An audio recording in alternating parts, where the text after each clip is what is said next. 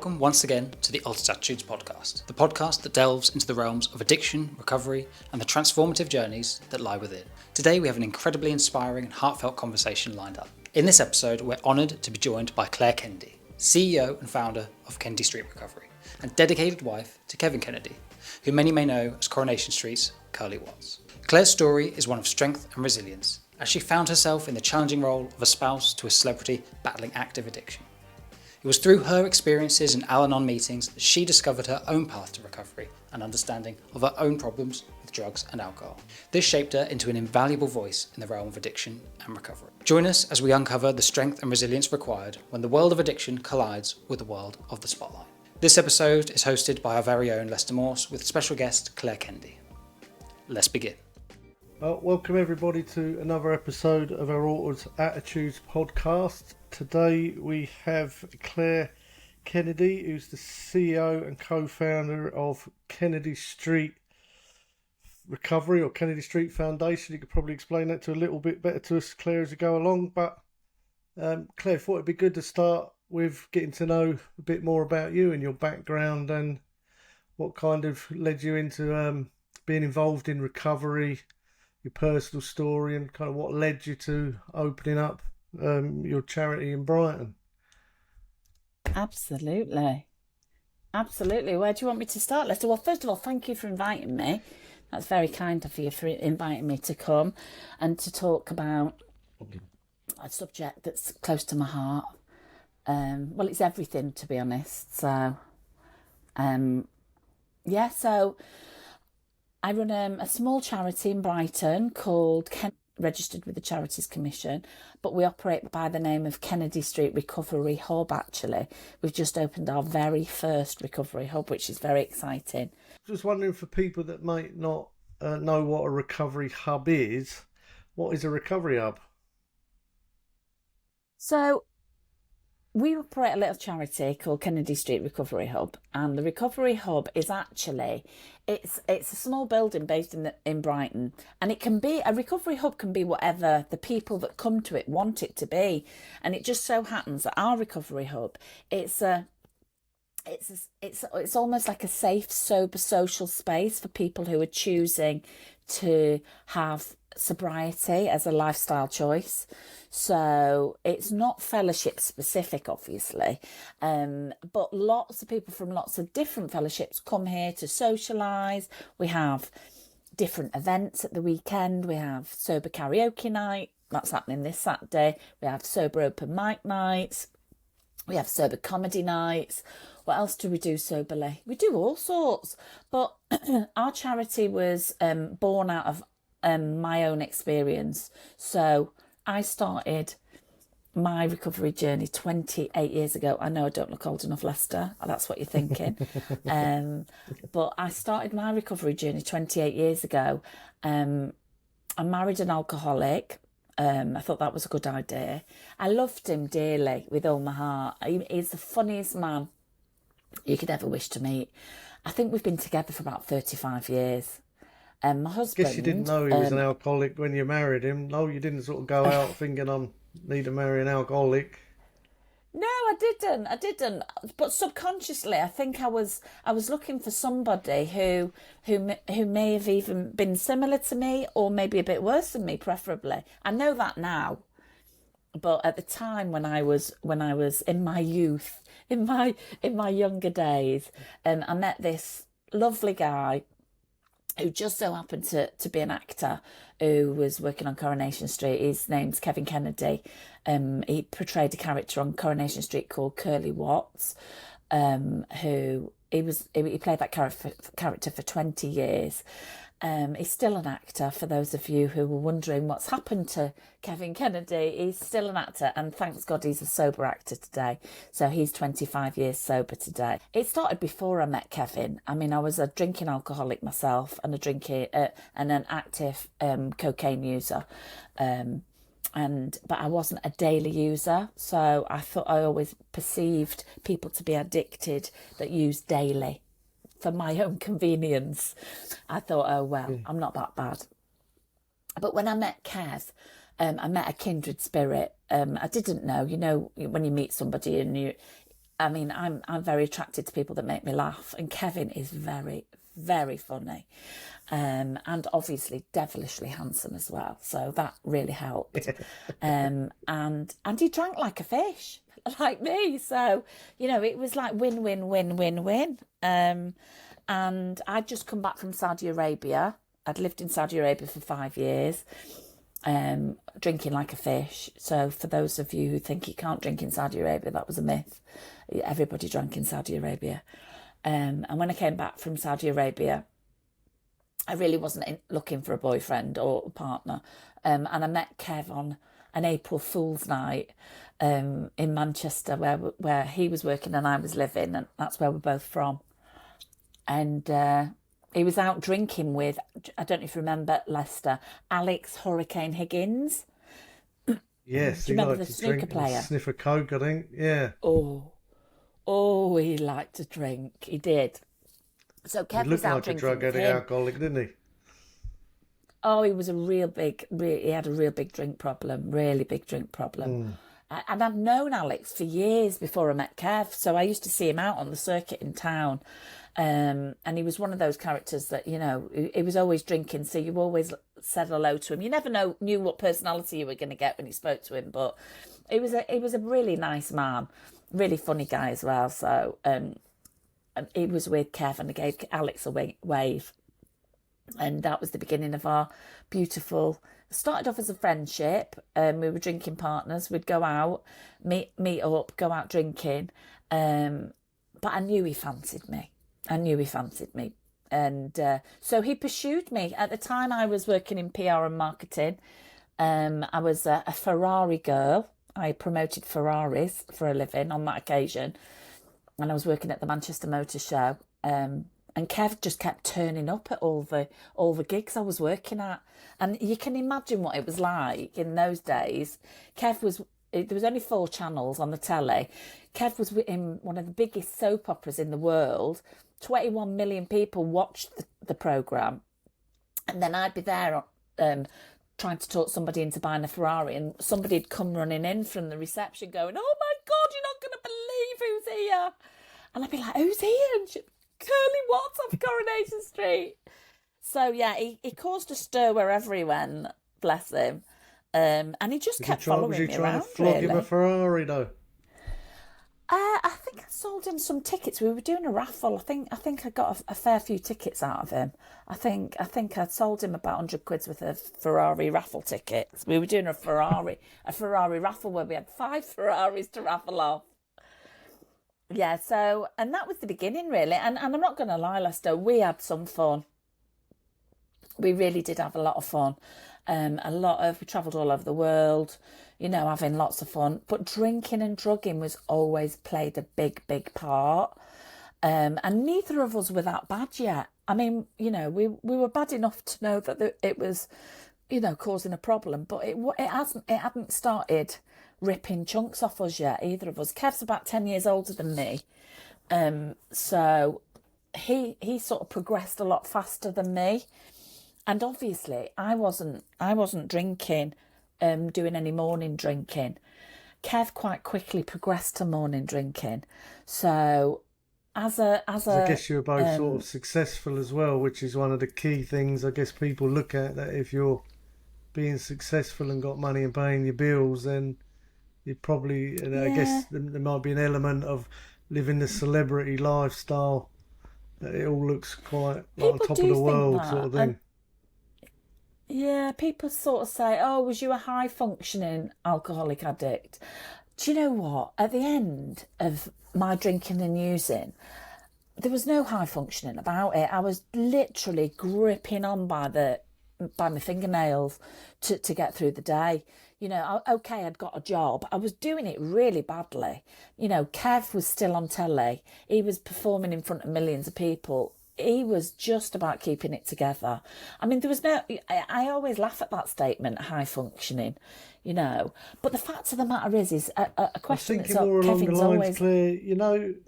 Claire, in the AA book where there's a bit that Bill Wilson says, and I recognise that where you sort of get that point where you feel like you've arrived in life, but then then it starts to go downhill. But you do reach that point where you feel like you've got it all. You might be drinking, you might be doing cocaine, but you got money, and it just feels like I've succeeded at something in life. I've arrived. Did you have that moment, do you think, then? Oh yeah, I think from the very beginning I had that moment. I mean, I started drinking at the age of about 14. I didn't take to drugs until about 25. But as soon as I put a drink in me, as a teenager, a very insecure, sort of physically conscious young girl who didn't have very much self-worth. I grew up in a family where alcohol was like normalised. Excuse me. So as soon as I put a drink in me at 14, I felt like Claudia Schiffer. I felt like I'd arrived then. It got me from the get. It really got me from the get-go. And I was the type of drinker that was an all or nothing type of drinker. So I could do days where I didn't drink or use. I'd be hanging on by my fingernails at the end to get through those days. But I wasn't a daily drinker. Kevin was a daily drinker. And conveniently for me, he was much worse than I was at the end because he was drinking daily. I wasn't. In the morning? So, yeah, of course, he was drinking in the morning. I only drank in the mornings on holiday. So I thought that made me a better sort of type of drinker. But now I know a lot about recovery. His illness had progressed a lot quicker than mine, so, and he was doing a lot of secret drinking. I was an out drinker. I mean, at the time it was pandemonium. I was very much focused on his drinking because I knew he was dying because at the end of his drinking, he started getting malnutrition. He couldn't eat. His face was starting to swell. He looked really, really, really poorly. And I was still keeping it together. So every single doctor that we went to, when we did start to... What happened for us was, like I say, we were successful. We had good careers. We had money. People used to give us drugs, give us alcohol wherever we went. We never really paid for much, to be honest, because when you're a celebrity, people want you there. So we went on a lovely holiday. I thought it was going to be, a real changing holiday for both of us. And we went to Barbados. And like I said, we both worked really hard. And we took my mum and dad with us. And it became quite clear quite quick that I had normalised Kev's drinking and my parents had just sort of noticed it. And my mum was like, oh my God, what's wrong with Kevin? And I was like, what are you talking about? And she's like, why does he not come out of the room? And why is he just staying this beautiful villa that we've hired? He's just staying in one room drinking. And what I was doing to cope with his drinking was going out drinking. So I was oblivious to his drinking. It was insane. My mum was there watching him and she was like, Claire, I'm really worried about Kevin. So at the end of the holiday, I sat down with him and we had a big talk. Don't forget, now, Lester, we're still not even looking at my drinking and using. We're very focused on him because he's like, your drinking was normalised because he looked worse than you, sort of thing. Yeah. And he was visibly like dying. You could see that he was... He wasn't eating, he'd go like 5 days without food and it'd become really, really poorly, really quick on holiday. So when we come back off that holiday, Kev, it suitably shook him enough for him to go, you know what, I'm going to stop drinking. He'd said that a lot, he was going to stop drinking. And he meant it, he really did mean it. But I was your typical codependent, dysfunctional wife of an alcoholic. I was on him all of the time. If you don't stop drinking, that's it, I'm leaving you out. And I used to say that maybe 5 times a day. I never left him. So what happened, this was the very beginning of this moment of clarity, this window of opportunity that was presented to us, was we came back off that holiday and we went for a walk the next day and Kev needed to go to the bathroom urgently and I turned around and he'd gone. And we were in this little village where we lived and it was like a busy road, and I turned around and I didn't know where he'd gone. Anyway, I crossed this road and Kev was on the floor having a seizure. And I didn't know. I'd never heard of an alcoholic seizure. I'd never heard that there was such a thing. I thought he'd fallen over, hit his head, and had a seizure because of him hitting his head. And now, in retrospect, you know when you know that God's all over this journey. There was a guy stood over him, and he said to me, has he had a drink today? And I was like, no, he has not, getting all protective. And he went, no, it's all right, love. It's all right. He said, I'm a recovering alcoholic.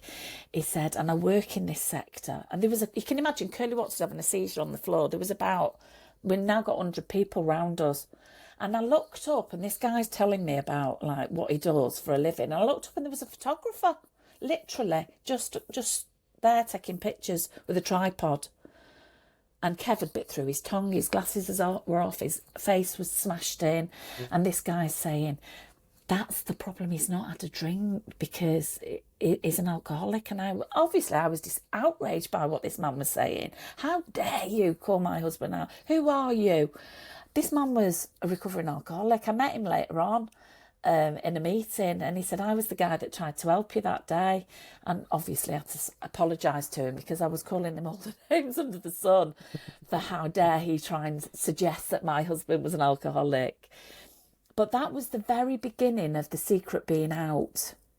And this photograph that this photographer took, it went global. So just to be clear to people that you knew he was an alcoholic, but you were 100% didn't want anyone else to know that he was an alcoholic. I, in my head, didn't want him to be an alcoholic. I desperately didn't want him to be. If he'd have said to me, Claire, I'm a mass murderer, I probably would have preferred that. The shame and guilt I felt about being married to an alcoholic was insurmountable, and I can admit that today. But at the time, I didn't want to be married to an alcoholic, because if he was an alcoholic, Lester, what did that make me? And this is where I was very much still very deluded. What did that make you? Just out of interest? Well, I know you know the answer. It made me an alcoholic because I drank.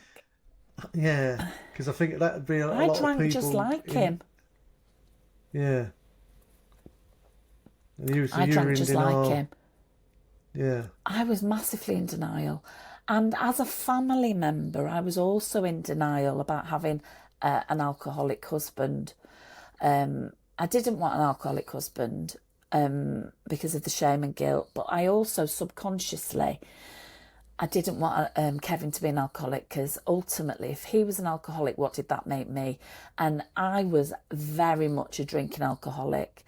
I didn't drink like Kevin, but I was definitely drink dependent, and had tried many, many times to stop drinking, but couldn't stop and stay stopped. I would swap drink and drugs. So I would stop drinking alcohol, and I'd start smoking weed, and then I'd get myself into a state where I'd be thinking I'm addicted to weed. So I'd stop smoking weed and I'd go back to wine and soda, and then I'd stop drinking wine and soda and I'd start just doing cocaine and weed. Do you see what I mean? I would, in the big book, they talk about swapping our drink and, in my case, swapping my drugs to keep me in the delusion that I somehow had control of my addiction. And I think marrying Kevin was part of my addiction too. I think I was addicted to him being addicted to something, because he was a big distraction. Being married to an alcoholic is a full-time job. So I was very much focused on him and his drinking and drug use rather than my own. Being, I guess even that sort of comes to mind, is that you kind of get enablers of alcoholics, but they're not generally alcoholic themselves. And I guess you'd be surprised, sort of Lester. both of them things going on. Yeah. Excuse me. I think you'd be surprised, Lester. I've been helping people now in the community for 25 years, and in the years and I worked specifically, I trained as an addictions therapist when I got into recovery, and I did a lot of work with families, and it's very, very interesting when you do work with families, and you have to sit down and have those open, honest conversations with the loved ones, because if you've got an alcoholic and they're trying to get into recovery, they go into treatment or they go into AA meetings or however they get sober, if they're going to come home and their partner's going to be sat there with a big glass of Chardonnay and a couple of limes racked out on the table and a spliff in the ashtray, you can pretty much guarantee that that addict that's trying to get well is either going to relapse, want to relapse, or will have to remove themselves from the setting because they can't be in the early days. You know what it's like, Lester. In the early days, you can't be around drinking and drug taking because it triggers us too much. And I didn't, honestly, I really did not acknowledge my drinking and drug taking until Kevin had tried, like I say, it all started with this seizure.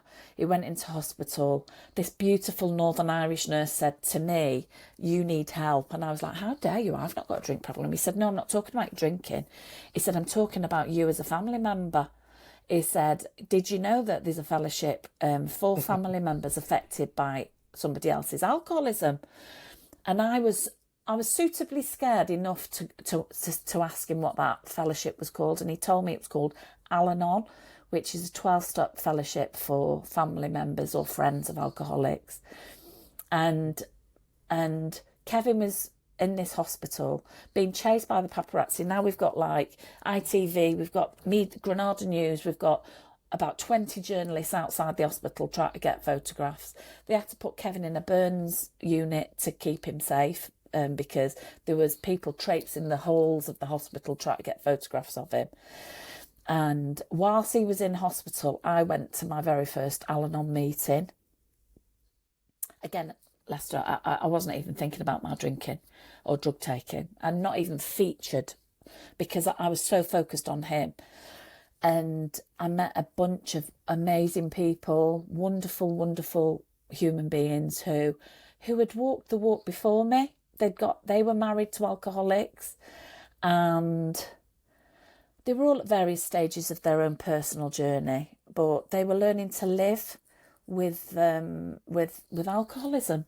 You know, a lot of people don't get well from this. As far as my understanding, Claire, correct me if I'm wrong, but I think, you know, over my experience of working with families and partners of people in addiction, because I guess it's a bit different having a family member that, you know, you've got a kid who's sort of born into addiction. You didn't really choose them, but then the people that actually choose partners, that they don't often understand that they actually have a problem, and often they are projecting all their problems onto this other person, that if they're fixed then I'll be okay. And then they may go to somewhere like Al-Anon, and I find it's usually a shocker, but you can see the difference in people that have been to Al-Anon when they start realising that they actually have a problem also. It's a revelation. It's an absolute it is, isn't it? revelation. I couldn't. Honest to God, I went wholeheartedly to these meetings, hoping that they were going to tell me how to fix my husband. That's the only reason I went. I really didn't think I had any sort of problem. I thought if I go to these meetings, they're going to tell me how to stop my husband drinking. Then I'll be all right. I'd say a lot of the people that go to those meetings initially go with that in their mind. They're going to teach me how to stop my husband or stop my child or stop my loved one or my best friend from drinking. And you know what happened? I kept, they encourage you to just keep coming back because it is a process of learning. And I kept going back, and I went back for 2 years. So it wasn't a quick fix. It wasn't a case of, here's a book, read it, you're fixed. I went to Al-Anon for 2 years, and I went for 2 years hoping, literally hanging on, hoping they were going to tell me one day what the magic solution was to stopping my husband drinking.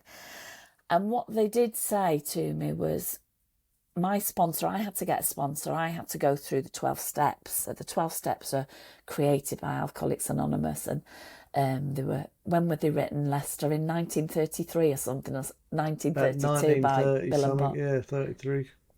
Yeah, by released the in founders of Alcoholics 1937 in a book. Anonymous. Yeah. So Al-Anon used the same 12 steps, slightly tweaked. Like we admitted we were powerless over our alcoholic, and that our lives have become. Or we admitted we were powerless over our affected other, and our lives have become unmanageable. So that's step one. And honestly, it was the greatest revelation for me because for the first time ever, I had to acknowledge the part I played in my own life. That's And not easy growing for up in an people, I don't alcoholic, think, is it, to start looking at themselves and their part in it and what are they doing, and like you could say, it can go all the way back to why did you even pick somebody like that? There's something present in you that attracted you to them. yeah, mine went back to being a little girl. Having a dad that drank alcoholically. Having somebody in your life that, you know, he was a good dad. He was the best dad. He was my dad. But, he drank. He never admitted to being an alcoholic, but he drank he used to go out and drink like 12 pints, 15 pints every night. He was a builder. It was like a badge of honour for him. It was like, yeah, I can go out, I can drink 15 pints and I can drive home. It was like, so good there old was a days. part of me. Yeah, good God, I don't know. I think he had to drive with one eye open. The amount of times that he'd come home with no wing mirror. But again, growing up, that was normalised, Yeah, You'd say, where's your wing mirror, Dad? He'd say, I've not got a bleeding clue. yeah. So it was normalised. So, marrying somebody who drank like that, it was normalised. It was normal. And I thought, even though I couldn't stop my dad drinking, maybe I could stop this man that I married drinking. And it is a revelation. There's a lot of people out there that don't realise family Well, I members guess you don't think affected about others. the stopping drinking. Again, I think a lot of the time it's about controlling the drinking, isn't it? If you can just keep control of their drinking, so I think that stopping drinking, that's kind of like the final revelation. I think that again, people really struggle with in society. Because again, Yeah, there's many years of just saying, look, just try and control the drinking, and then that other person helps to control the drinking and minimize the effects, or even reduces the consequences, or takes the consequences on himself, so that other person can hopefully regain control and drink normally. I think a lot of people go through that process before they come to that realization. This has got to stop. yeah. And some people can do that. Normal drinkers, or what I Mm. call problematic drinkers.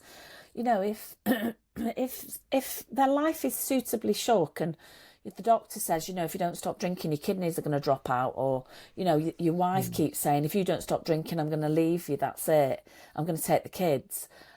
Most Yeah, but problematic drinkers, that's a sufficient reason, isn't it? That we kind of yeah, look at it like, I use that as the rule of thumb. If you're given a sufficient reason to stop or moderate, which would be something like you said there, and you can do that, then you're probably not an alcoholic. You may be a heavy yes, drinker, you may be a heavy drug taker, but you're not the alcoholic that is talking about in the AA book. And I think that's the that's rule of right. thumb that we try and say to people, that Yeah, rational mind, or having the power or the ability to choose to stop or moderate, given sufficient reason, if that's not present, then you've got a real problem that needs professional help, or not just professional help. absolutely. You're going to need a program or some support, You need help of some variety. You some do need variety. help. Yeah. And and that's what they said to me in so I've been going to Al-Anon for 2 years, and my awakening was happening. I was starting to become aware who Clare was, why Clare did what Clare did, and also what Clare's issues were, because obviously part of the 12-step program is about looking at yourself. It's the very beginning, isn't it? It's like being accountable for the life I've lived, and to address the wrongs that I've done, and to then have a new blueprint for living when we get into the latter stages of the 12 steps. So it doesn't matter where you do the 12 steps.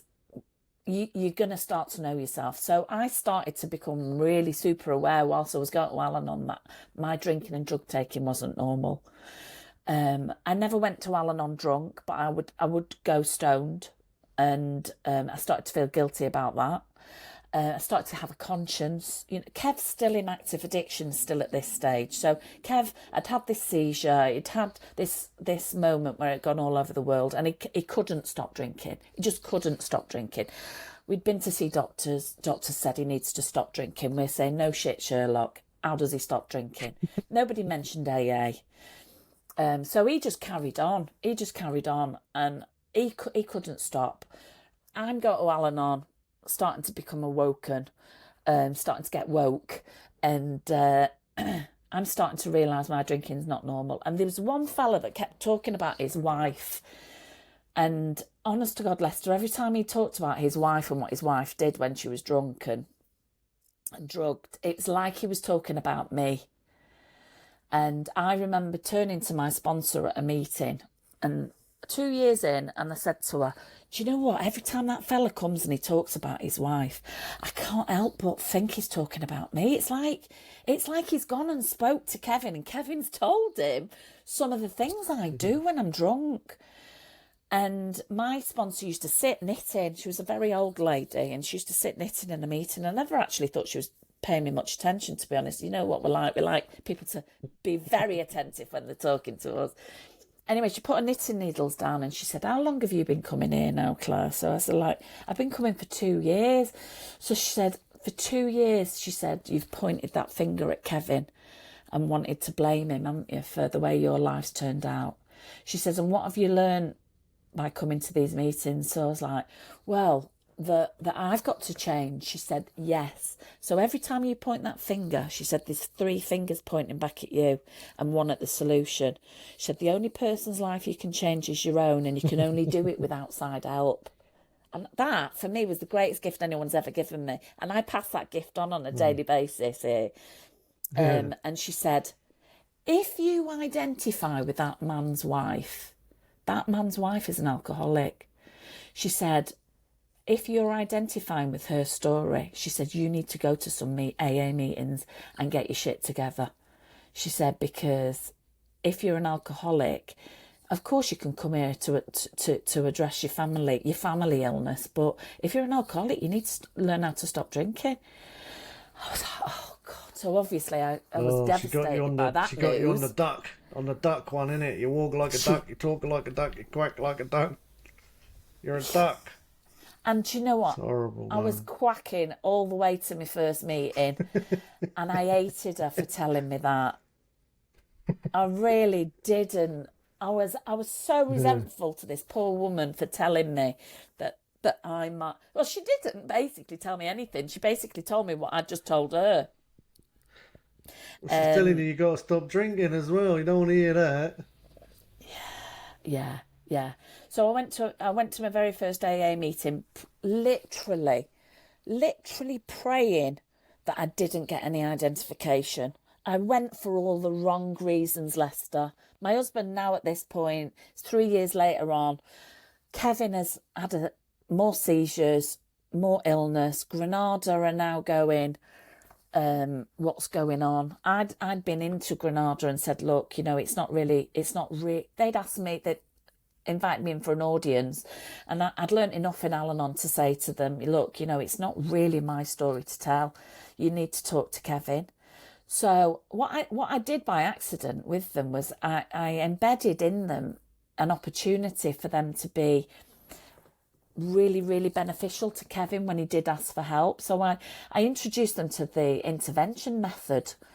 And I said, look, you know, it's really up to you to speak to Kevin about this. But what I do suggest is that when he does ask for help, if God, please God, he does ask for help, that you actually offer him some help rather than sacking him. Because they were going to sack him. I said, if you sack him, he will die, probably, because he was really poorly. I said, but if he does ask for help, he's not at that stage where he's asking for help yet. But if he does ask for help, I know I can't help him. That's what I learnt a lot about in Al-Anon. I'm not the person to help him. But there are people that can help him. And there's AA. But in some cases, some people do need to go into treatment. And Kevin, because he was so physically unwell, he did need to go into treatment, but he was still at that stage where he's not asking anyone. So I said to Granada, if he does ask for help, then if you can help him get into treatment. He'd already been into, what was it called, Turning Point for 5 days, a 5-day detox with street homeless people, which, with all the love in the world, they were amazing people. But can you imagine putting Curly Watts in a street homeless rehab? It was doing gigs every night. He was ringing me up saying, can you fetch me guitar in? I've got a gig tonight for the boys. So they were iconising him. And I was like, what? You're in there to learn to stop drinking. So that obviously didn't work. He came out and relapsed straight. And with a real revelation, another revelation that actually I think I might be an alcoholic. And I came back to our apartment where we lived. We lived in a lovely apartment. We both drove nice cars. So all of that myth around, you have to end up on the streets, a load of nonsense. And I found Kev unconscious and said, he'd said that day he wasn't going to drink. And I got back and he was unconscious again, drunk. And my first thought was to go to the fridge to drink. And that little voice that I'd heard tonight in the AA meeting said to me, why don't we ring that lady you've just met? I'd met a lady at the AA meeting who'd give me a number. And I thought, okay, I know enough about recovery to know that I need to do things differently because my head's where the problem is. I learnt that in Al-Anon. So I rang this woman up who had only just met at this AA meeting. And she said to me, I was ranting and raving, and she said, do you want help for you or for your husband? So I said, well, my husband's unconscious. So she said, there's nothing I can do about him. She said, did you come to the meeting tonight for you or for him? So I was like, when somebody asks you a question and you think, did I go for him or did I go for me? And I said, I think I went for me. And she said, okay. She said, I'm going to make a suggestion. We don't normally make suggestions like this, to people that are new. She said, but if you're an alcoholic and you came to your first meeting tonight and you got identification, if you stay in that home tonight, she said, the chances are you're going to drink. She said, that's what's happened in the past, isn't it? So I said, yeah. So she said, so my suggestion is get your bag, get your coat and get the fuck out of there. And she said, because for you to stay is for you to drink. And when somebody says things dead simply to you and you think, oh my God, it's just so true what she's saying. It's like people, when they've got this gift, they've got this gift of recovery, it's like they can speak into your heart directly, can't they? And I did, Lester. I got my bag, I got my coat, and I just got out of there. I literally got out of there. I left and I never looked back. I went and stayed on a friend's sofa. My parents wouldn't put me up. And I was involuntary homeless for 2 weeks. And then Granada rang me and said, we need your help. Kevin's not turned up for it was a £2 million storyline that they'd planned for years, like for him and Raquel to do this two-hander, which is like the first time it had ever been done on Coronation Street. And I said, I can't help you. I don't live with him anymore. And that was when the shit hit the fan, really. Because you had been, cause probably an important part of the story there as well is that ultimately you were propping him up, you were enabling him as well. I was. That his life was unmanageable, but you were helping him to manage it. I was like, I'll tell you what I am. I could run a country. I'm so good at micromanagement. I can run your life. I can run my life. I can run his life. I can make sure that all the booze is in the fridge. I can make sure you've got food in the fridge. Do you know what I mean? I'm very good at spinning plates, and that's what is exactly what had happened. It was only in the leaving him, and I had to do. I still love this man, but I had to. I'd learned in Al-Anon that I had to learn to love him with my arms wide open, and I knew I couldn't save him, and there comes a point where you do have to. Two addiction process there. You were dealing with your own alcoholism, but also your own need to enable, like you're addicted to enabling him as well as So you're dealing to leaving, you were actually breaking both of them cycles, which is a massive change, isn't it? It's well worth highlighting to people, because again, it's if that doesn't happen, nothing changes. That, it sounds ridiculous when people say if nothing changes, nothing changes. Like, what are you on about? But this is the moment that it's actually talking about, that you made that change and broke the cycle. Yeah. And it had to be done, and unfortunately it doesn't come easy, does it? You know what it's like. No.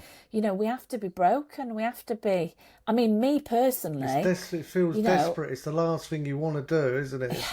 It's the last thing you want to do, and again, unfortunately, you have to get very desperate for people to generally actually take that action, and it's against everybody's nature, it feels, up to that point. But it has a profound effect. Absolutely. It can lead to death, unfortunately, but it's not surprising to me that the amount of people that come into our rehab was when it wasn't just them that had enough, it was their family that had enough. Everybody had just had enough. Yeah. But the thing is if you don't learn as a family member how to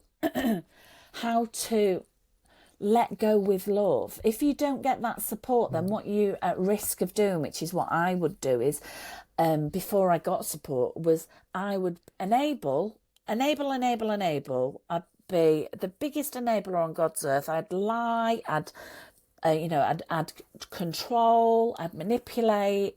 I didn't know I was doing any of this. I thought I was helping, And then when I started to learn that actually my behaviour was insane, I was as crazy, if not more crazy, than Kevin. Because, I'd go through his pockets like a military operation. I'd be checking bank statements. I'd be counting money out of his pockets. How much had he spent? Check it. I mean, in those days we didn't have mobile phones, so I'd be checking our telephone bill to see, if he'd been ringing dealers, and I'd track down dealers. I'd go round to dealers and confront them. It's like absolutely batshit craziness, and it was a full-time job. Honestly. Sorry, just one more thing that I think is so important about that moment, because again, I think it's quite controversial what we're talking about now, for lots of different levels, for lots of different people, but because it seems, and there's no, when you talk to a lot of families and you say, well, why do you do it? And obviously they say, well, they're going to die if I don't do it. And there is a lot of truth to that, and I think that's what creates this almost hostage situation, that on one hand, you actually are keeping them alive, but on the other hand, you're also aiding them to their death. And I think that becomes a dilemma that people get stuck in, and they don't have all of that other information that you gained. Because again, you have to reach a place where you have to believe that this is the right thing, not the wrong thing that I'm doing. And I think that doesn't just come out yourself. You have to learn that. You do, and you have to keep learning it, and that's why you have to keep going back to these meetings. Like I say, going to Al-Anon, and there are other fellowships available these days. There's Al-Anon, there's Nar-Anon, there's Co-Anon. So narcotics, there's Narcotics Anonymous, which is for the addict, and Nar-Anon is for family members who are affected by somebody else, family or friends that are affected by somebody else's drug taking. You've got Co-Anon, which is almost like the sister fellowship for Cocaine Anonymous. And one of the great things to come out of, if for anybody who's listening, they've got great websites with lots of testimonies. They've got lots of podcasts where people are talking about their own personal recovery as family members. And what I would say to people is, if you're not sure, just go on some of these websites and listen to some of their podcasts, and listen for the similarities and not the differences. Because we as family members, we have to make a radical transformation ourselves, and we have to keep going to those meetings. We have to keep getting educated, because everything that I was doing was completely wrong. So going in and micromanaging my husband, and pouring away his alcohol, threatening him. they talk about life and death. Letting go is about life and death. But you know what? There was a risk that I could have actually killed him, you know, accidentally or purposefully, because we used to get into so many fights when we were drinking. He was drinking, I was drinking. I'd be shouting at him for drinking more than me and for taking drugs that I wasn't taking. And I'd end up fighting him, you know, so there's a chance I could have killed him in an accidental fight. There's also a chance that I could have killed him by pouring away his Yeah, vodka. well, half of the domestic you know. violence, I think, is, I think statistically that somebody, usually a female, dies every week due to Yeah.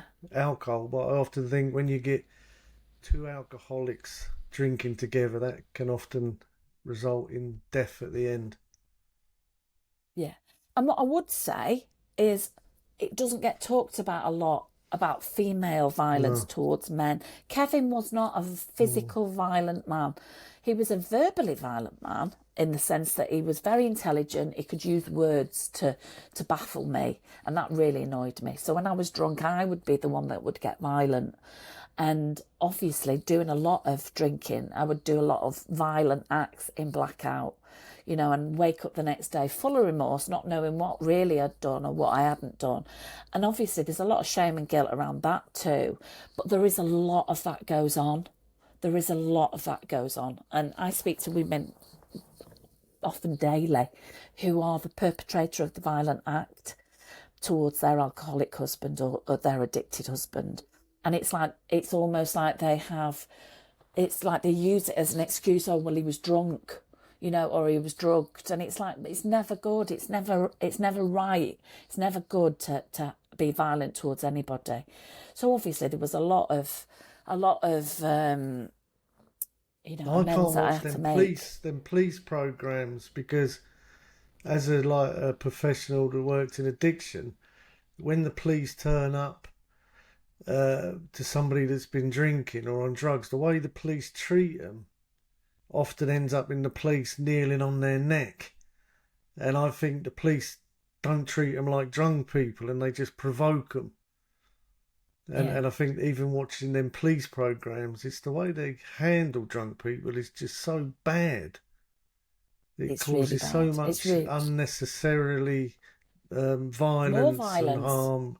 Yeah. And there's a I better was a way to handle psychopath. drunk people. Yeah. I was a psychopath when I was drunk. I was unhinged. It triggered in me a side that people that know and love me now look at me and can't actually quite believe that I could be like that. I'm never like that normally. I've been sober 25 years. I've never acted out psychopathically in those sobriety years. Yeah, I get angry and annoyed, but I don't turn into some sort of like psychopathic Rambo character that I really, you know, it was just drug-affected anger. It's not a good thing. So I totally agree. I think the police really could do with learning a little bit more about recovery, to be honest, and how to deal with affected people, because it's like poking an angry hornet's nest, isn't it? You're going to get an angry hornet that's going to be even angrier because you've poked it. Yeah, but they don't like, people don't like that other side of the story, especially with men concerned. Because again, my first sponsor, his wife went to Al-Anon, and again, she would say that he was it used to be quite aggressive towards her, but when she went to Al-Anon, they sort of said to her, "Look, it's not right that he's coming home drunk. It's not right that he's behaving that way. But you shouting and screaming at him when he's drunk, he would hit her." Now, again, I'm not saying that's right. It's absolutely 100% not. But what she said, this is her words, she said, she was in Al-Anon 2 years before he gave up drinking. And when they told her to, look, just don't try and deal with him when he's drunk, Yeah. she said he never hit me again. And again, it's surprise. I've been to quite a lot of domestic violence groups, and they really loathe to say that. Because again, it seems like, well, yeah, but they shouldn't treat. It's like, no, we know that, but he's drunk. You got to understand. Look, drunk people wouldn't drive like that if they were sober. No one in their right mind would drive a car in that condition if they were sober. They're driving like that because they're drunk. It's not an excuse. It's a fact. It's and a they deserve fact. punishment Yeah. and they deserve all of that. But unless you start treating people like drunk people, it's even like the drug agencies always made me laugh. They're like, well, they don't turn up to their appointments. I'm like, you do understand what being on drugs means, don't you? You know, how about I give you 90 mil of meth? If I give you 90 mil of meth, a handful of Valium and half a bottle of White Lightning, let's see if you turn up for your next appointment on time. It's like you don't understand what's going on in their heads and their lives. It's like it seems that you're trying to treat these people like normal people, and they're not. They're not normal in that state. And if you adjust to that, you can manage them a lot better. I don't believe in removing all the consequences because I think the consequences should be actually kept at the forefront because that's good intervention. And I think most people, you could probably knock 10, 20 years off of their trip if society understood meaningful intervention by bringing the consequences that are usually many, instead of everybody enabling them and laying them off, to bring the consequences to the person and say, look, these are the consequences of your actions and this is our response to it. But again, it's sort of shocking how little society still understand that. Yeah, I totally agree. And honestly, I'm not taking any of the glory for Kevin's getting into recovery. But had I not left him, had he not plummeted, I mean, I chose on that day to go and immerse myself in meetings.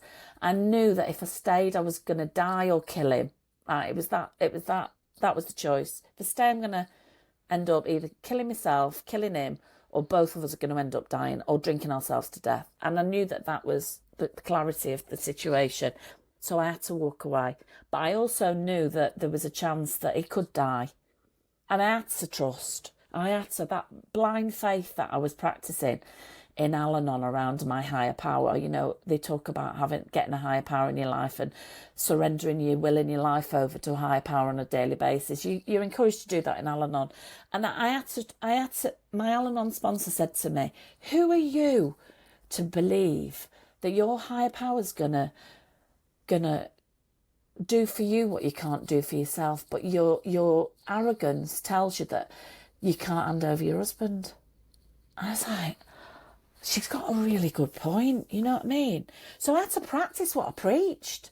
I had to have blind faith around, right, I've got to trust that this higher power, whatever the consequences may be, will do for Kevin what needs to be done. So I had to walk away. And in that 2 weeks that he was in is what I call hurtling towards his rock bottom. He lost his wife. He nearly lost his job. You know, he probably lost his wallet, probably lost loads of money.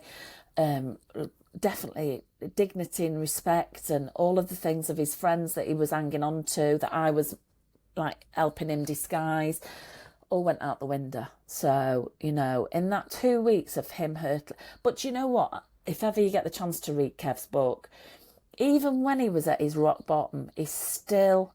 What's his book called? In his head, this is the insane... It's called The Street to Recovery.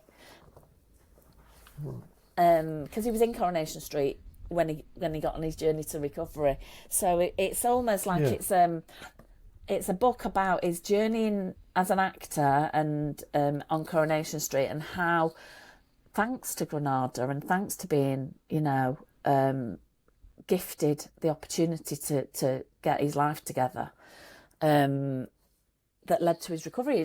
Granada saved his life. So that intervention that we implemented, when his 2 weeks of rock bottom hit, they rang me and they said, you know, can you help? We won't ask you to do another thing, but can you help? And I, honest to God, I didn't know what I was doing, but I got somebody from AA to go round, and I couldn't be the person. This woman sat her in the flat where we lived. I let her in and disappeared, and Kevin got up and went into the lounge and was like, who are you? And she was like, oh, my name's Heather. Claire's dropped me off. I'm here to help. So he said, oh, I've got to get ready for work. And in his book, he says, I could feel myself starting to sweat. You know, those morning sweats when you feel you feel like you've been shut out of a frog because you've not had anything to drink whilst you've been asleep. And he said, oh, I'm going to have to have a shower. And he said, I could feel myself sweating in the shower, you know, like when you're starting to shake. And he thought, and this woman had said to him, Granada have been on and they've said they want to help you, but if you don't take this opportunity, that you're going to have to come in and talk about about being sacked, about they're going to sack you. So it's either you choose the recovery, this offer of help, or you go in to talk. Either way, you've got to go in, and I'm going to drive you in. And in his book, he says, I'm thinking to myself, I need a drink that bad that if this woman doesn't stop the car, I'm quite prepared to throw myself out of the car. So that's the length it got to. He was quite prepared to throw himself out of the car so he could get a drink. Luckily, she was a recovering alcoholic, so she got it. And she said to it, he said, I need to stop on the way. And she said, don't worry, Kevin, I understand. And he said, you know, I'm stopping for vodka, don't you? So she said, of course I do. She said, I'm a recovering alcoholic. So she said, you do whatever it is you need to do so you're stable. But you do need to have a conversation when you get to Granada. And Granada then said to him, look, you either go into the Priory or you're going to have to resign. But I'd worded them up. They'd changed their whole philosophy. They'd implemented a new policy at Granada because of this situation where rather than it be a sackable offence, it was a case of, right, we know what's going on. We're really sorry that you're not well. We want to help you. But if you don't want to take this offer of help, then there's nothing else we can do, but you'll have to leave. Simple. It's really forward thinking, isn't it? I think even in the AA book about the to the employees, even in 1937, I think they made the argument that, look, if you've got a guy that you've spent hundreds of thousands training over sort of 2 decades, it's much more beneficial and probably more cost effective to support him into treatment. Then when he comes back, you've got a loyal employee. And you've maintained all of that skills that have been built up over 20 years. So that was in 1937. But again, I don't think the country always. I think Virgin Atlantic and certain companies are forward thinking in that way that it's better to help people than if they want it than just to get rid of them. There's a lot more. There's still a lot of work to do, though, Lester. There's a lot of companies out there that aren't forward thinking. And the fact that was my argument that I said to them. I said, if you give him this opportunity to get well, if you lend us the money, so they lent us the money. At the time, I think it was 18 grand to go in for a month. We didn't have, yeah. At the time, we didn't have 18 grand. And I said, if you lend us the money, I promise you, whatever happens. Now, don't forget, I'm in recovery now. I'm reading the book. I've read that chapter to the employers. I'm spouting that off to Granada saying, I can promise you, I'll pay you back, right? Whatever happens, I'll pay you back. If Kevin gets into recovery or doesn't, I will take responsibility to pay you back. And what I promise you, right, is if you do help him and he does get well, I promise you he will become one of the greatest assets that this company's ever had. And I'm not talking as an actor. I'm talking as a go-to person for other people that may come forward. And you know what? Still to this day, he is one of those people that when there is a high-profile actor or an actor or a cameraman or a CEO or somebody that needs help, that people will reach out to him and say, you know, is there any chance you can have a chat with them? Because... that's what we do, innit? It becomes our greatest gift. Yeah, highlight of life really is when you carry the message. Yeah. And so that they really, for them it was blind faith. They didn't have a clue really who I was. They didn't really have a clue what I was saying was right. But I must have said it with such conviction that they thought, right, well, let's give it a go. So so he ended up in the Priory. Yeah. So I was at Granada waiting for Heather to bring him in my car. He turned up Granada presented this opportunity to him and said, look, we really appreciate you're not well, Kevin. You can't do this on your own. But, Claire's told us enough to know that we can't help you.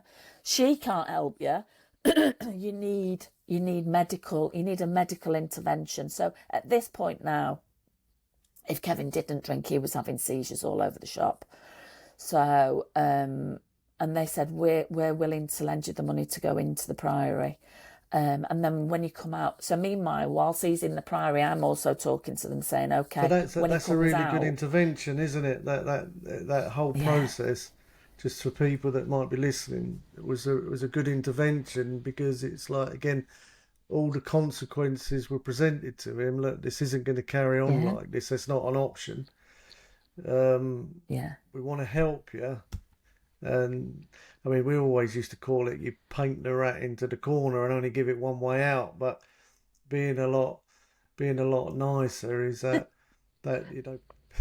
people see a lot of the interventions on the American where there's sort of whole families there, and it's a bit of a joke almost now. But again, that is a very profound moment in somebody's life to say, look, we all really care about you, but we're not going to keep supporting you in this journey anymore unless you go into treatment. And again, a lot of people find that really offensive. It's almost like it's against their human rights, like you're taking away their freedom. It's like, well, if you actually think they have any freedom at this point, then you're probably more insane than they are.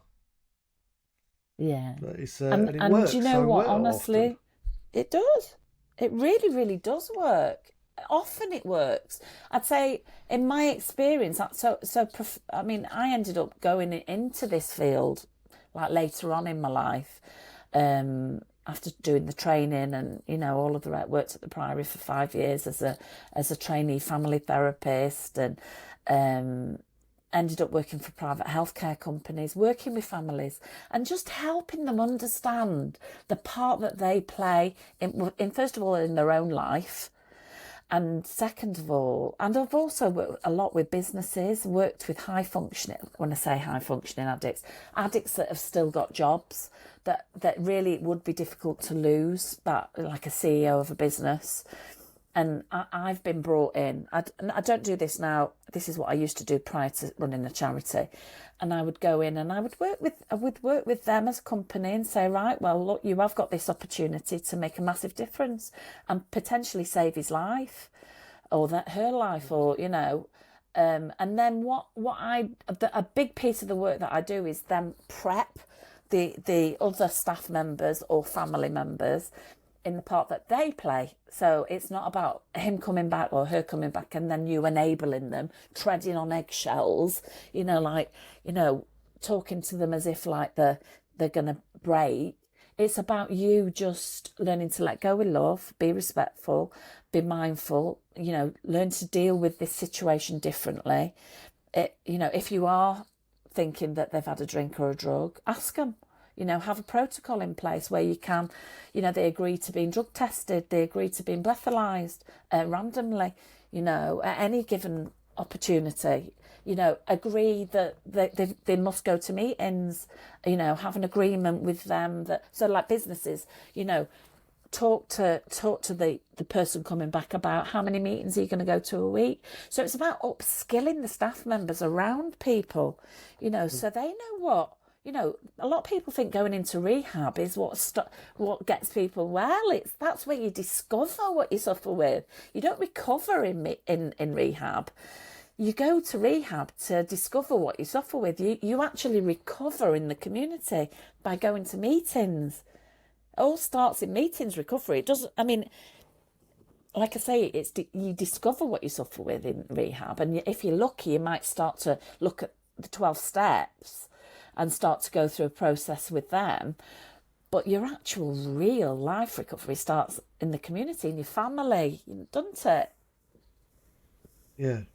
Well, I often think that, because again, I took to 12-step like duck to water, which isn't, that's probably more the exception than the rule. And I never drunk again from my first meeting at the age of 25. I just really love the God part of it, the steps part of it, the service part of it. But 33 years later, I realise, it really was the people that were on the other end of that phone at 3 a.m. It really was the people that I could phone up, like you said yourself, that there was that I had that somewhere else to go and someone else to talk to, but that fellowship was so indispensable to me. Not all of it, because again, I don't get on with everybody, but I learned that I need at least one or two of you to speak to me. Yeah. Because they're the ones that at the end of the day help me to change my mind when I'm headed in the wrong direction. So I do like all the program and the fellowship, the meetings and the service, but I think that bit of it is so important, because again, even in our culture where they say, oh, if you've got a mental health problem, talk to someone, I'm not sure I agree with that, because again, I think talking to the wrong person can definitely make things a lot worse. Because again, I found that myself. I've had a lot of problems, and a lot of people I talk to, I just make them incredibly uncomfortable. And so then it can cause an opposite effect to you, where you don't want to talk to anybody. So I think having the right people to talk to is the key, but it is having the right people to talk to. Yeah, absolutely. It's finding, it's community, isn't it? It's fine. I think what I've discovered in recovery, it's like you say, you're not going to like everybody you meet. There are some nutters out there that you don't want to be near. I mean, but you would find them. Yeah, in the pub, I was one of you? them. I was one of them for a long time. That was the trouble. So you went through your nutty period. Well, people find me hard work. I find me hard work. It's like that's the condition that I was in. It was like, and so really, it was only a small amount of guys that were kind of, I guess, as difficult as me that had kind of made it good. And again, I found out if I think I'm bothering you, then that was so uncomfortable for me as well. And so, but in AA, that I found people that I didn't really bother. And that's important, because if you show any sign, because again, of my dysfunctional background, if you show any sign of that I'm bothering you, the rejection that I feel is like unbearable. And so actually, even taking the risk of asking for help just seemed to be a Mount Everest to actually climb. But I've also learned that's given me the biggest release, and still does. I really do my spiritual stuff, I work my program, I do all that other stuff, but I know at the end of the day, when I'm in my worst, darkest place, it's usually somebody else that I know loves me, that understands me, that helps me. That when I put my hand out, they're able to take my hand and just guide me out. And I think that's kind of what I found for myself. I don't know how I would survive without that, even now. Which I say even now, because I learned a lot in the last 33 years, and I'm pretty knowledgeable about all this stuff, but I still need that other person. It doesn't necessarily have to be anyone in recovery anymore. It could be my wife, but I know when I'm in that place, I make other people really uncomfortable, and they don't want to be around me. I don't want to be around me. And I don't have the benefit of drugs and alcohol to get away from myself anymore. Absolutely. And I think one of the programs that we run at our recovery hub, our charity, we're really passionate about our volunteers. So our volunteers are people who are new to recovery, basically. So they come to our recovery hub. It's almost like a community offering. So people come to me. They say, Claire, will you help me? And I say, well, I can be part of the plan. I can be part of your toolkit. But what we're going to do is we're going to connect you to people that can really help you. Because I don't know about you, Lester, but at the beginning of my journey, I needed an army. And I needed to find the people within the army, those officers, those people that were really going to play a big part in my life. But initially, because I was very unwell, I needed a lot of people to be able to speak to, because I was proper, like, I was very unwell. You know what I mean? I needed a lot of support. One person, it would have killed them, you know. So I did need. That's why I think the fellowships are really good, because you get an army, don't you? You get an army of people that love you, that care for you, their unconditional love. So what we do here at this hub, people come to me, they say, Claire, will you help me? And I say, do you know what? I'll do everything I can to connect you to the resources that you need to be connected to. And we offer Claire, just to get a picture space. of your hub is a picture of your hub. So you're in Brighton. What does that look like in physical terms? Is it like a building, a shop? What does it look like? So it basically, what it is, it's an old lodge on the entrance to a park. So it's a long, thin building. We've converted it, or we're converting it into like a cafe, because a lot of the work that we do is done over a cup of tea, and we get end of day fresh produce. So we collect end of day fresh produce from Marks and Spencer's and from a local baker's called Gales. In fact, I think it's a national baker's now. And they give us their end of day fresh produce. They give us all of their end of day fresh cakes and bread. And we use the food as a tool to connect people. So people come here, all sorts of walks of life. Every single person that you can possibly imagine who's seeking a solution to their problem. And what we do is we sit down, we have a cup of tea, and that's where it starts, really. And we have a conversation. I do an assessment with them if they're looking for help. Some people aren't even actually looking for help. They come in to tell us that they're alcoholic or that they've got an addiction, but they don't want help. So I'm like, okay, well, you can still have a cup of tea. Want a sandwich or something? Do you want a cake? Because you know what? Sometimes it's that simple act of kindness that helps people to come back when they are ready. So we use that as a tool. I have no expectations of anybody that comes through the door. And then what we do is we offer as little or as much support as they want. And it's not just me. I've got an army of volunteers who are all in recovery. So I've got about 20 recovering volunteers who are actively going to their own meetings. They've all got sponsors. They're all going through the 12-step process themselves. And they act as peer supporters. So basically they're like me out there making cups of tea, sitting down, having a chat, you know, what's going on, what is it you need some help with, are you looking for support, are you not looking for support? Some people are looking for treatment. Okay, well, we'll connect you to treatment. This is what's available. Whilst you're waiting for those treatment providers to get back to you, because you're looking at 2 weeks in Brighton before our local drug and alcohol, the commission service is CGL. They're great, but they're very oversubscribed. And you're looking between 5 and 14 days before you get an initial phone call just to find out what's wrong with you. So what we say is, right, whilst you're waiting for that phone call, why don't you come to some of these meetings? Because this is what's we can introduce you to amazing people, and you've met a lot of amazing people here over a cup of tea. So, and we get people from the fellowship coming in, and so like if we've got a fella and he's like, oh, actually, we've just referred him to CGL, but he really wants to go to a meeting tonight.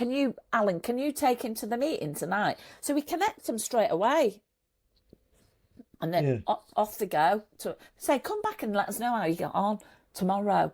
And we care, we really do care, you know, we don't judge, we've got a lot of kindness here, you know, we don't shout at people, we don't go, oh, I can't believe you've relapsed. We don't do any of that. We go, you know what, relapse can be part of your journey, but the most important thing is you keep going to those meetings, so we help them build like a commitment plan where they go, okay, so if I go to 2 meetings a day, and then can I come here in the day to keep myself safe? And I'm like, yes, of course you can. So what we do is we offer like a safe space in the day where people can come, they connect again, they help me. I say, listen, if you're going to come and connect and help here, we're going to help you. Why don't you volunteer for us? Because you're now drug-free, you're now alcohol-free, you go at meetings, okay, you're in the early stages, you're using this space as a safe space. We're a tiny charity. We ain't got loads of funding to pay staff. Why don't you help me brew up? And they go, what, me help you brew up? And I'm like, yeah, you. We need you. And often they're quite gobsmacked that actually I'm offering them that opportunity right from the get-go. And so they come and every day. We've all of our volunteers have helped us decorate this place. All of them have helped us do the garden. We've got a little garden outside. All of them have helped us create the artwork for the walls that we're going to be auctioning off at the end of November for our big give campaign. All of the volunteers help brew up. They help me collect the end of day fresh produce. So do you see what I mean? It's about, they get alongside me. Keeping everyone involved. This isn't about me. Yeah.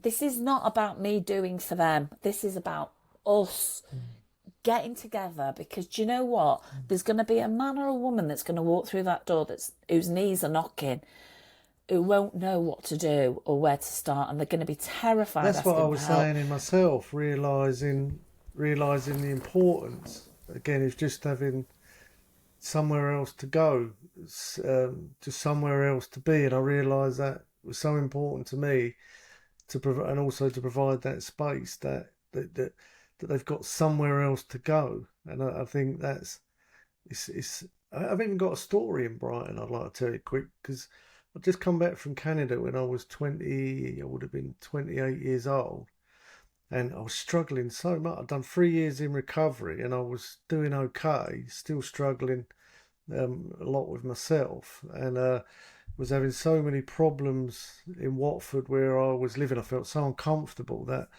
I knew this guy in Brighton, and he was pretty much living in a derelict house. It was his house, but it was still quite derelict, and so he's the only person that I felt comfortable with. So I went to stay with him, and I felt so depressed, and I felt that way for probably a couple of years, and so I turned up at his house, and he was going down to Chinatown and getting sort of all the out-of-date food and throwing it in this pot. And he said, I've not changed that pot in... He couldn't even remember. I couldn't eat out of this pot. I don't know how he wasn't dying, but I didn't have any money. I couldn't sign on because of all these issues that I had, and I just couldn't cope. And I'd never really been to a soup kitchen or a homeless day centre before, but I needed something to eat, and I felt so deflated. And I was a very capable person, but because of the depression, I just felt just like switched off. It was like somebody had switched all my abilities off, and that I'd sunk through this net into pretty much homelessness and despair in recovery. And I found myself like thinking, I don't know what's happening to me, and I can't seem to help myself. Like these chains had been put on me, and I remember going to say, look, I've got to get something to eat. And he said, look, there's this place like your project. He said, go there. This would have been like sort of 25, 30 years ago almost. He said, go to this place, and I felt so ashamed that I'd have to go and ask for food.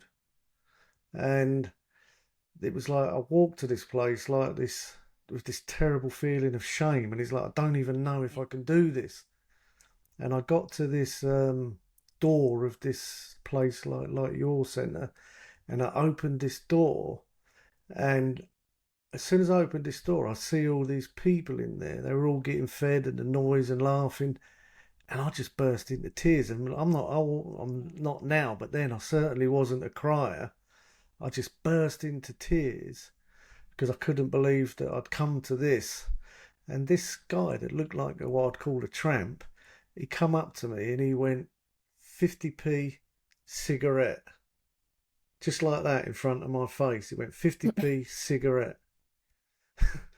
And honestly, I swear to God, that act of kindness, it's like something switched back on in me. It was just that act of kindness that he did to me. It's almost like it's like the chains broke off, the depression broke off, and I knew what to do then. And I ended up going back to Watford and getting involved in, there's a Christian group that had these 2 old buses where they would give out soup and sandwiches, and I went in there. And again, as soon as I walked in, I just burst into tears again. I went there because I wanted to help them, because I realised I got to help.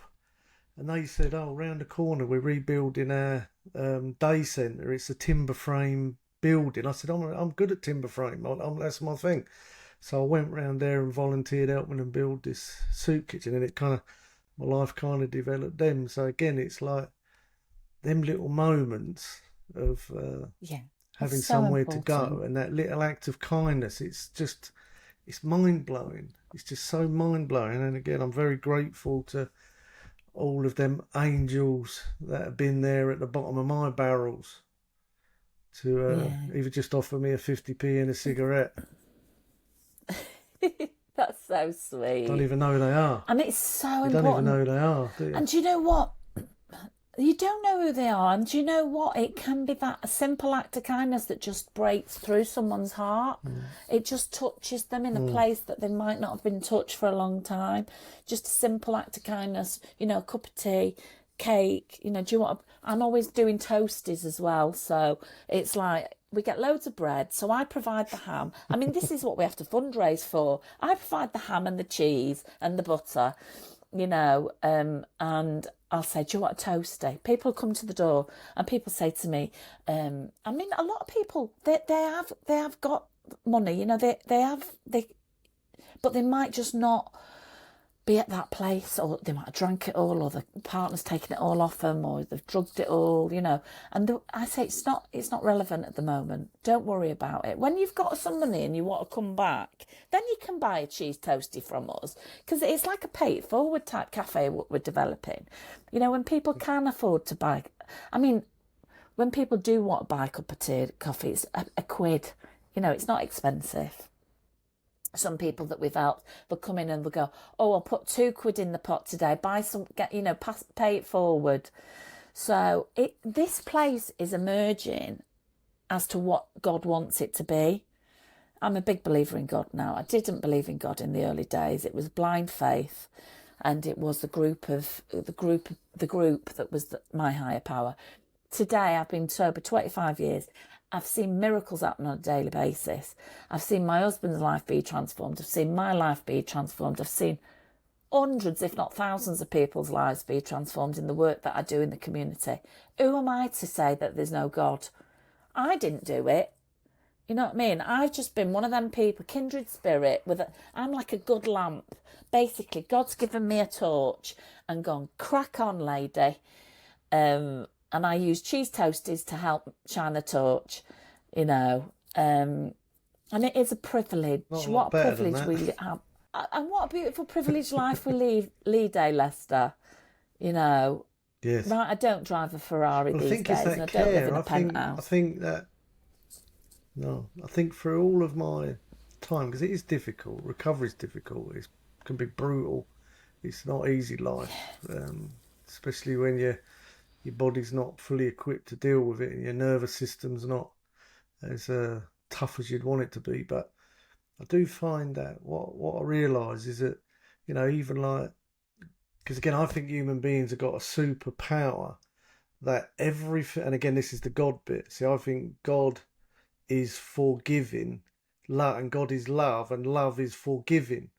And most of us are trying to get, and that's not how it works. You've got to learn to give, because again, I realise that whatever we love as human beings, whether it's our hair, our shoes, our car, our garden, our children, whatever we love, we bring the best out in, and whatever we don't love, we bring the worst out in. So children that aren't loved, or maybe just feel they're not loved, if you don't feel cared for, which again I think has been my major problem, is that when I think somebody doesn't care, it causes a real darkness in me. Now, again, I've learned to self-care, so I don't get caught up in that so much. But I do realise is that when you feel like somebody doesn't care, even in a restaurant, when you feel they don't care about your food or care about your service, and the people that do care, it just makes you feel so much better. And so I've learned that being in the care business, that that I might not have had the best rehab, I might not have had the best project, I might not have had the best anything, but everyone knew we cared. And I think that's really what they come there for. And so, as my staff, we all agree that, look, we've got to really show that we care. Even if we can't help you, it's not that we don't care. It's that maybe that we can't, like you're saying. It's like, look, I can't carry on with you like you behaving like that. It's not that I don't care. It's the fact I actually do care that doesn't allow me to do that. So I realised that, and again, being in a 12-step program is that altruistic, is that it's taught me to try and show care to other people, and I think that's kind of my whole life sort of built around that. Now, again, and some people are thinking, well, you don't seem like you care, and it's like, well, I do, but I care in this way.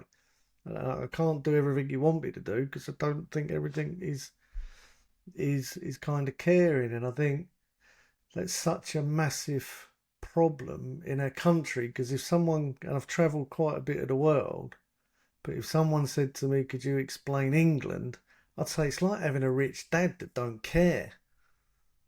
It's like I just feel this. And when I went to Canada when I was young, I think the difference is I felt like people in Canada cared about me more. And when I come back to England, I just didn't feel like people cared. And even just that tramp with his 50p and cigarette, that just seemed like that was the first person that just didn't even know me, but just cared. He just see exactly what was wrong with me and offered support in that simple way that literally, like I said, it was like he turned a switch back on in me. And then it's like all my energy come back, and that sort of the foundation of that part of my life was based on that small act. And so you're how would someone get in touch with you or to get to your project? So the best way to contact us is you can ring us or you can email us. Best email us, to be honest. We've got a helpline number. I'll give you that in a minute. Excuse me, coughing. Yeah, we'll put all that in the links. We'll put all that in the links at the end anyway. Oh, sorry. Yeah, okay. Excuse me, I'm coughing a fit. Hang on. Yeah, so best way to contact us is via email, or we've got a helpline number which is open every day. It's always manned by one of our volunteers or myself. And basically what we do is we offer support and connection to people who are looking for recovery.